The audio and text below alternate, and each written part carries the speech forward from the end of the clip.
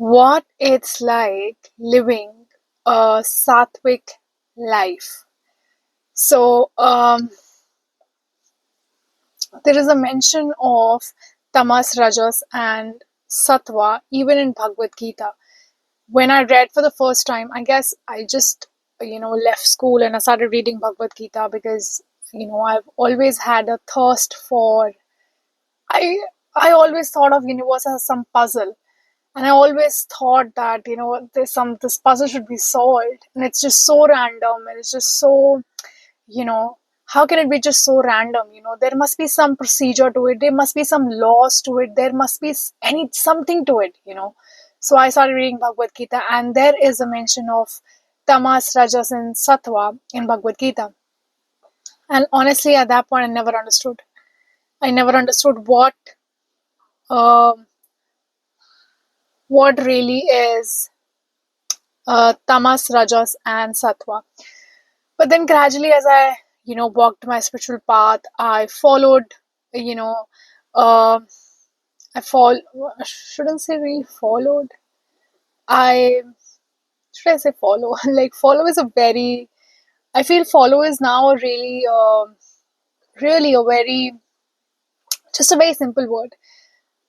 So you know, I what should I really say? So I had many gurus. Yeah, that would be the right word.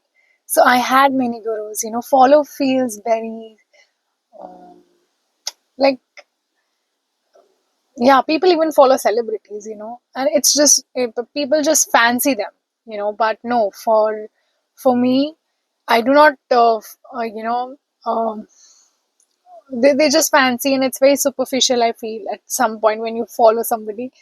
But being a follower is different, but you know having a guru is completely different.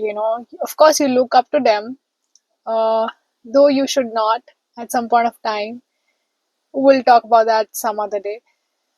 But yeah, so I had these gurus, and I walked my spiritual path, I did my own experiments, I lived my life, and here's now where I can finally crack the code for what sattvic life really is.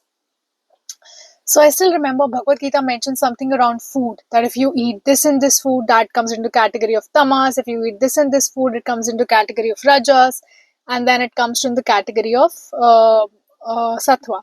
So remember, there was something regarding food which I had read around this.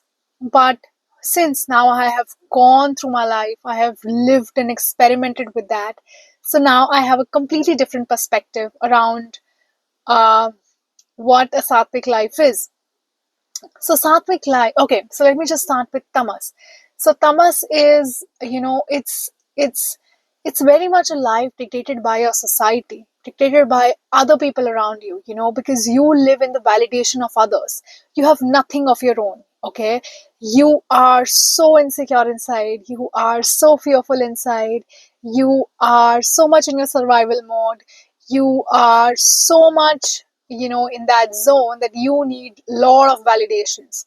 Your if you are on the right path or not, those validations you need from the society. So you are bound to listen to people. You are bound to listen to people, you're bound to listen to society. Okay, you are bound to go by that.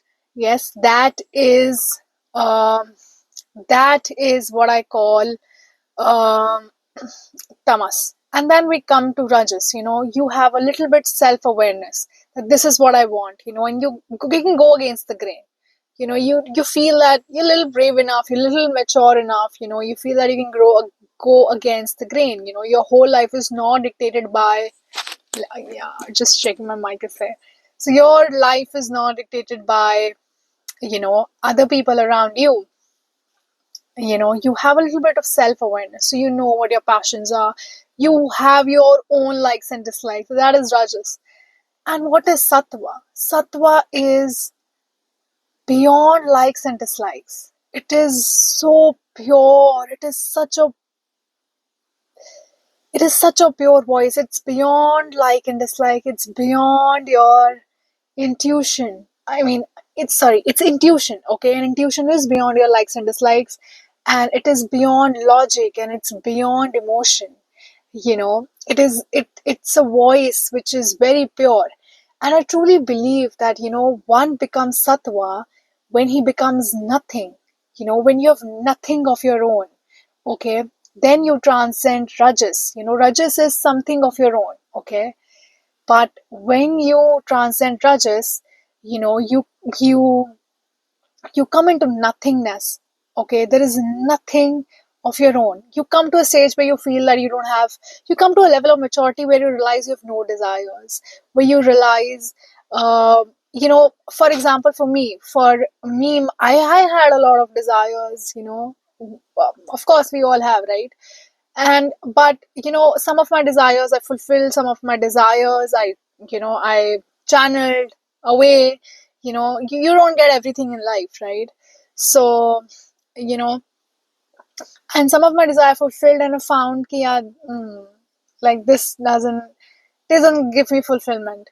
Then there are other desires, that never happened for me, but I channel them into something, else. So, you know, but slowly and gradually I started coming into a stage, the more aware and the more conscious I was becoming, I could feel the burden of my ego more and more, more and more. It just felt like I want to put down this burden.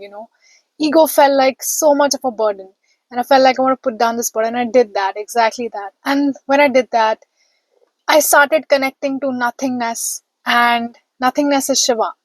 Okay. He is beyond his own likes and dislikes. Shiv Tattva is beyond his own likes and dislikes. Shiv Tattva is you know, um, beyond emotion, beyond logic. He is karuna, he is compassion, he is kindness.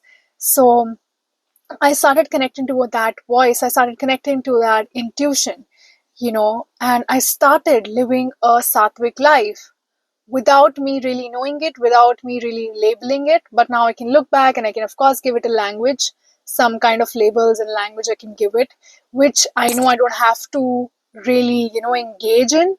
I don't have to get entangled in that language, because you have to really maintain, also.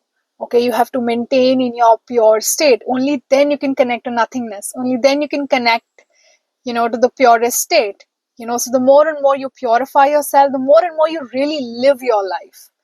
Okay, the more you live your life, intensely and, with all the involvement, the more and more you know yourself, there will come a point when you even transcend the rajas. Okay.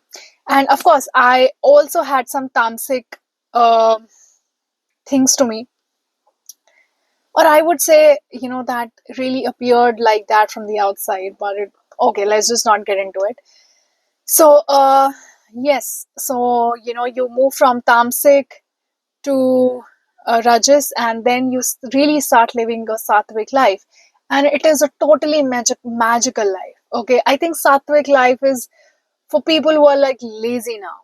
Okay, yeah, it's like they are lazy. Like, I don't want to think. Okay, when you come to that point, that I don't want to think, God, you just take me away. Whatever you say I'll do, just take me away. Just, take away the ego, and bring me home, bring me to soul. People who are on spirituality, who are really the real spiritual seekers, you will not seek anything like opening of a third eye, opening of all the chakras and what. If you're really a spiritual seeker, I think what you will really seek is coming home to yourself.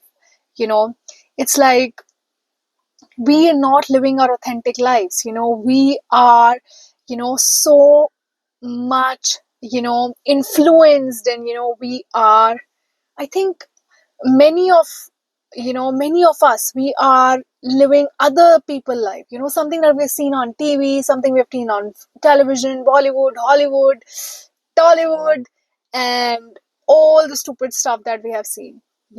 And of course society does that to us. So it's spirituality is more about coming home to yourself. It's more about feeling home, feeling like, you know you yeah, feeling home, feeling like, feeling like feeling weightless, feeling feeling uh, like air really passes through you, like you take a much more deeper breath. It's something like this.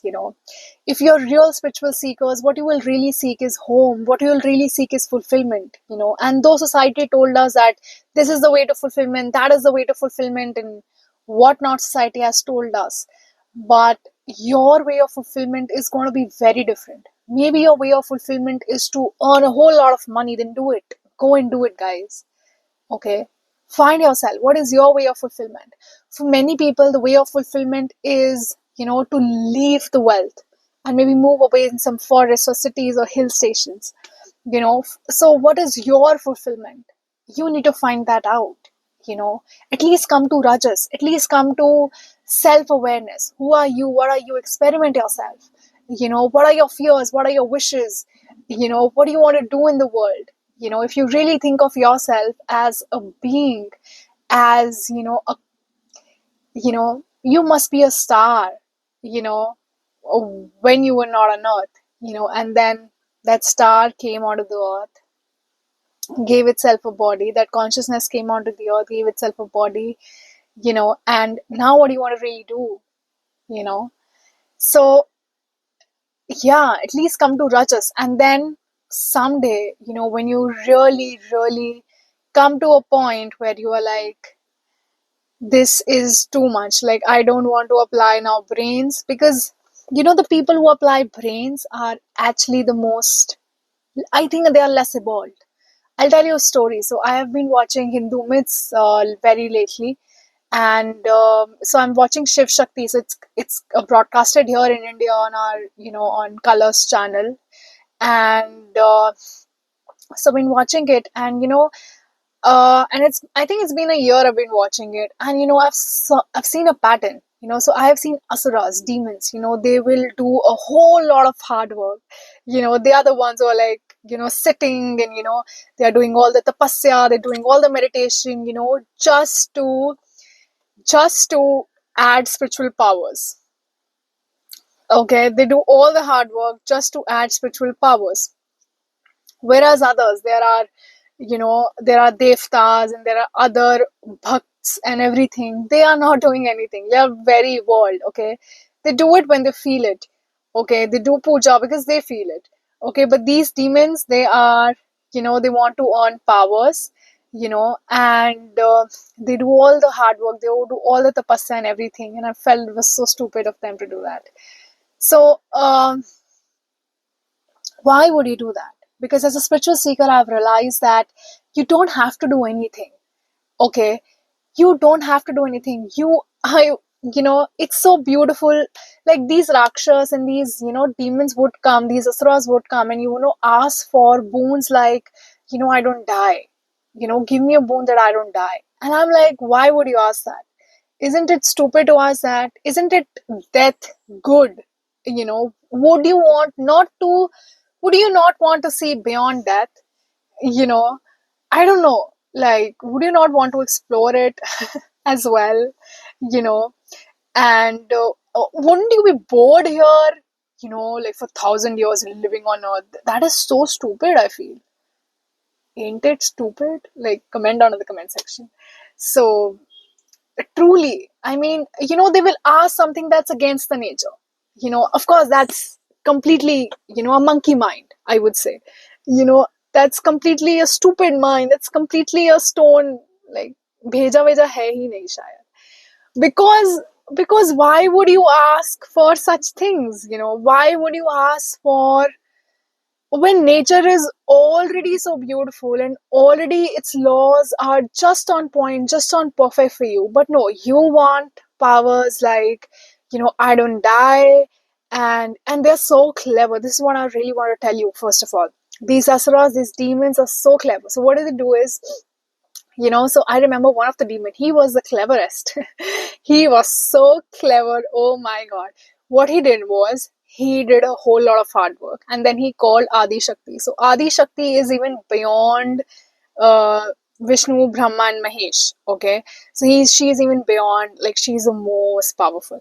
So so he calls on to Adi Shakti, and Adi Shakti comes, and then he says that, I want that I never get a death by any weapon in this world. Okay, the very first, boon that he asked, after his tapasya was that I never get death by any weapon in the universe. That was his first. And the second, bhai, he was so, Punjabi में बोलते हैं चंट. He was so chunt. He was so clever. The second boon that he asked was that you forget that what boon did you give me, or you forget that you give it to me. So Adi Shakti would never have a, would never know it, would never remember it, would never have a memory of giving that boon to him. And hence, everyone, will be upset about like what his boon is, and they won't be able to kill him, and nobody would ever know. Like, for example, um, so so basically she would not even know how to break down, okay, so how to uh, break down that boon, when it's needed, okay, or how to snatch away that boon when it is needed. She would not even remember that. So that was his, so these people are very clever. So they will ask, so there is one asura who asked that, I never get death, on, I never get death inside, I never get death outside. Hiranyakashap was the one, if I'm not wrong. So I never get a death in the sky, not in the earth, not on the earth, nor on sky. So I never get a death in the day, never I get death in the night. So he was very clever. He put all these, dualities together, and he said, never get a death on day or night, never get death inside out, never get death on sky or on earth, never get death by a god or a demon, or a human, or by an animal. So he has all these boons together. I guess Hiranyakashipu was that demon. So these people are very clever. They think very cleverly. Okay. And then, gods, if you see, the more evolved they are, the more innocently they would behave.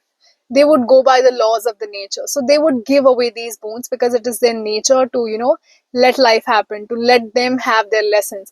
And ultimately, all these demons would die such a bad death. Such a bad death. And ultimately, something would happen and they all would die such a bad death. Like God is more intelligent than you. God is always shown that, he transcends the brain part. Okay, he transcends that clever or egoistic part of you, because why the more clever, your brain is, the more clever you are, is a sign that you are more in a survival mode. Okay, you must have seen in your workplaces there must be some, or generally in around, you would find that there are whole lot of clever people around you. They're more in fear mode, they're more in survival mode. And gods who are more evolved, they they work from an other intelligence, they work from an intelligence which is beyond. And of course, a person who is an egoistic mind, who is in fearful mind, will always see, God as so innocent, or would see that they would get defeated at the end of the day, but it doesn't really happen. Ultimately, his intelligence is more. So both these demons, they died a very bad death. you know and so what God did was, God took the a form of a animal and a human. God took the form of, so he um, um, and since he could not be killed in day or night, so he chose a twilight time, okay, to kill that demon. And then so on and so forth. So well, his intelligence is of course beyond. Okay, God's intelligence is of course beyond your clever mind. Okay, so the more and more, you are living from this, the more and more you're living from your ego survival mode, the more and more, you will, you will, yeah, you will face your consequences. And There is always intelligence which is beyond. Okay, so I would say the more clever you are, the more tamas is there in you, because you're more in fear. You're more in fear. You're more in survival mode. Then when you are in rajas, you are a little laid back, more relaxed. Okay, and you have something of your own. You are not easily driven by, you are, people who are in revenge or bitterness, I feel they are very easily, governed by other people. That's something, someone did something bad to them, so they are very much, they get into revenge, or something. So they have nothing of their own, I feel. That is a more tamas, I feel, that is, you know and whereas Rajas is more of that now you are little, you have something of your own. You have your own thought process. You have something of your own. You're not just driven by other people's energies around you, how other people are. You're not really driven. You practice your own nature, you practice your own soul, who and whatever, you express yourself as you are an expression of God, you are an expression of universe, and you express yourself. And then we come to sattva. So sattva is connecting to an intelligence which is beyond, okay, which is beyond your own little thought process. Okay, the little thought process. It's completely a magical life. And I'm really doing this video because I wish somebody would have done this video for me, when I was going through that process, when I never had words for it, and I was in I was in completely fearful, state, and what is happening, or, should I? But that itself has to happen that way, though. So I don't know if I would have, you know, got somebody's help or support at that point of time, it would have been, you know, easy for me. So that's why I'm doing this video, so that if somebody, who wants to connect to the intelligence of beyond, to the sattva, to this living a sattvic life, to living an intuitive life, then I think this video is for you.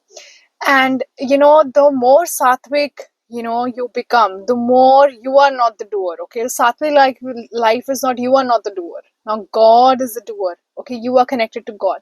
So the more you do that, the more your food, your meals get healthier. Okay, I'm telling this because in Bhagavad Gita I read about this. I read. So you're not thinking from brain that this is healthier for me, that is healthier for me. No, you're living a very intuitive life. So with intuition, you can always, know what your body needs right now.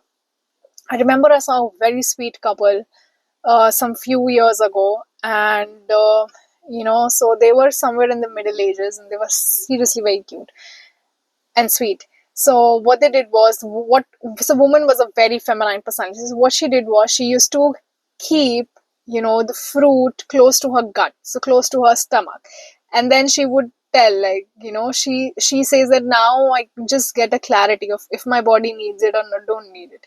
Your body itself whole is an intelligence. Okay, it's a vehicle, right? So how the enlightened masters always say, you are not your body, you're not your mind. It's so true. Your body itself is a very living organism. Okay, and it's a vehicle. It's a group of atoms, it's a group of beings, it's a group of cells coming together. So it's a living vehicle in itself, and what gives it power is your consciousness. And of course, the mind is a society. Okay, completely, it is filled with other people's voices. Okay, so yeah, I just so much wanted to come here and do this video. When you live a sattvic life, you live a very intuitive life with respect to food. You're not thinking from here that this food is sattvic, this food is rajasic, this food is tamasic. You really live a very sattvic life. You live a very intuitive life. Let's say grapes are also healthy, apple is also healthy. But let's say your body today needs some other kind of nutrition, which is found in grapes. So, you will have grapes more today. So now you feel it through your body. You live a very intuitive, you live a very sattvic life. So sattvic life, you have to come to that part. Okay, you have to transcend. Okay, to come to that sattvic life, to connect with intelligence beyond, and it's totally a magical life. If we, if you have to really remember people like this, then it is Manu. Manu is the one who, on the, so God told him that you have to save people on boat. Okay. So Manu, there was a flood was coming. Okay. A flood was coming, and God communicated it to Manu. So why Manu was chosen? It's not like we won't say he was chosen, but it was easier for Manu to connect to the God. Okay. It was just easier for him because he was a very purified soul. So, Manu, what he did was he was told that you have to make a boat and you have to let other people travel in that boat with you. Okay. So when he told his subjects, when he told his praja that, God has told me to make a boat and we have to travel to boat because the flood is coming. So half of the subjects they left, half of the people they left. They said, "Are you nuts? Flood is coming and you want us to travel with you on boat?" So, intuition is like that. It's beyond logic, it's beyond emotion, it's beyond your own likes and dislikes. Why Manu is doing all of this, when everything is ending, but he still has a hope, he still has some purity in him, and he wants to take the risk and he wants to follow God, right? So it requires a brave and crazy heart as well. Okay. And we all are that. Trust me, human beings are all that, and it's not that difficult. You're just being told that you're powerless, but you're not. Everything around you is trying to tell you. Even the advertisements around you are trying to tell you. How they. I'm seeing a pizza ad the other day, and it says, "Give in to the temptation." They're all trying to tell you how powerless you are. Like a pizza is going to decide now who you give. Like give into the temptation and everything. So everything really is trying to tell you that you're powerless, but you're not. You're very powerful. So yes, a you can live a sattvic life, you can live an intuitive life, how Manu was told. And then there is Moses from the Bible. He was also asked to follow a certain path from God, so he also lived a very sattvic life. And so, where you are not the doer, okay, you are connected into the intelligence beyond. Okay. Then um, then Jesus also lived a very intuitive life. He would tell that, God told him this or that or whatever, something like this, right? So that's exactly what I'm really trying to communicate here through my video, that how to live a sattvic life, how to connect to the intelligence beyond yourself. So that was my video. If you have any questions, you can write on the comment section. You you want to ask something, or otherwise, I would just also appreciate a nice comment just like that. Or you can just like, subscribe, share my video on your story. Or by the way, I'm also available on Instagram. Link in the description box. And yes, I am a spiritual healer. I am a spiritual teacher. And if you want to avail one on one services, one on one sessions with me, then I'm also available. Link for my email ID will be there in the description box. Thank you for watching the video. Har Har Mahadev.